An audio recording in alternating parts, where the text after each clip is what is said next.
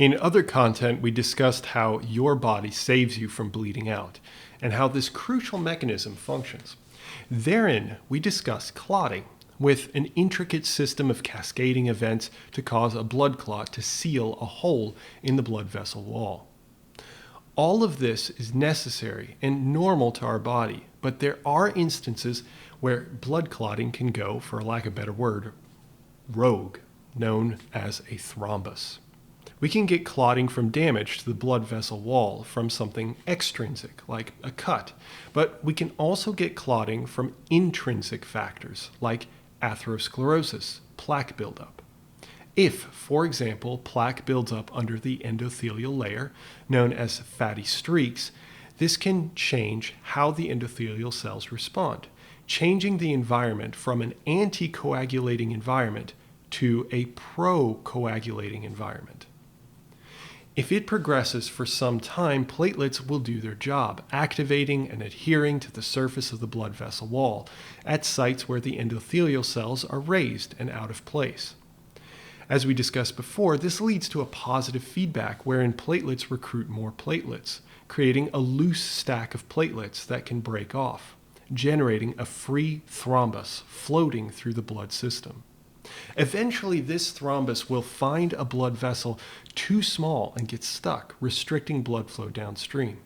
This can cause quite some pain.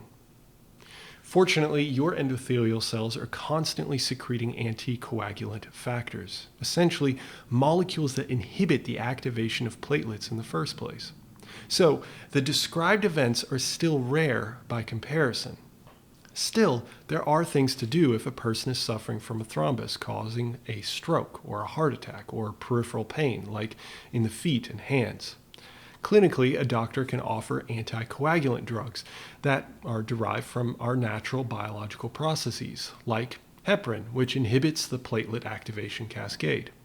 Or alternatively, they can inject tissue plasminogen activator, which activates the enzyme thrombin to generate plasmin, an enzyme that breaks up the blood clots. But what if you aren't a clinician and you're suffering from a blood clot disorder? Well, something as simple as the consumption of aspirin can also be effective because aspirin inhibits enzymes that allow for the formation of platelet activating factors, molecules.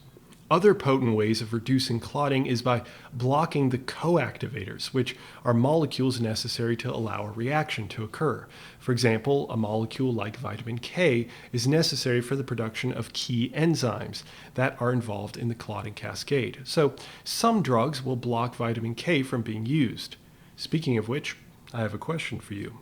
There is an anticoagulant known as EGTA, which binds calcium, removing it from being used for varying processes. In the clotting cascade, calcium is used at several points to activate platelets, as well as during the actual clot formation. And yet, doctors and scientists only administer a small amount of it, if ever, to people. So that raises the question, why? Is it a grand conspiracy by Big Pharma? Do they want to keep people sick to line their pockets with gold? Let me know your thoughts, and the answer will be linked for you once you're ready. See you there.